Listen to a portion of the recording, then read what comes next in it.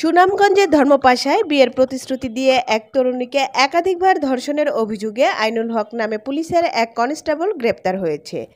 তরুণী বাদী হয়ে নারী ও শিশু নির্যাতন দমন আইনে তার বিরুদ্ধে থানায় মামলাটি করেন। গ্রেপ্তার আইনুল হক ধর্মপাশা থানায় কর্মরত।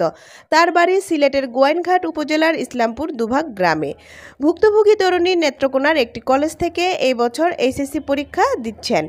মামলায় এজাহার ও পুলিশ সূত্রে জানা যায়, প্রায় ১ বছর আগে তরুণীর সঙ্গে কনস্টেবল আইনুল হকের পরিচয় হয়। এরপর দুজনের মধ্যে প্রেমের সম্পর্ক গড়ে ওঠে। মুঠোফোনে যোগাযোগের পাশাপাশি তারা দেখা করতেন। গত ২৬ জুন তরুণী ধর্মপাশা উপজেলার মহদীপুর স্পিডবোট ঘাটে যান। সেখান থেকে তাকে সুনামগঞ্জ শহরের একটি আবাসিক হোটেলে নিয়ে যায় আইনুল।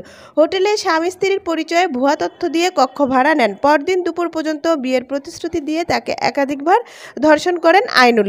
২৮ জুন পরীক্ষা শেষে তরুণী বিয়ের কথা বললে আইনুল যোগাযোগ বন্ধ করে দেয়। ২৯ জুন রাতে তরুণী ধর্মপাশা থানায় গিয়ে ভারপ্রাপ্ত কর্মকর্তাকে ঘটনাটি জানান। ধর্মপাশা থানার ভারপ্রাপ্ত কর্মকর্তা ওসি মোহাম্মদ এনামুল হক বলেন, ভুক্তভোগী তরুণী বিষয়টি জানানোর পর কনস্টেবল আইনুল হককে আমরা পুলিশ হেফাজতে নিয়েছি।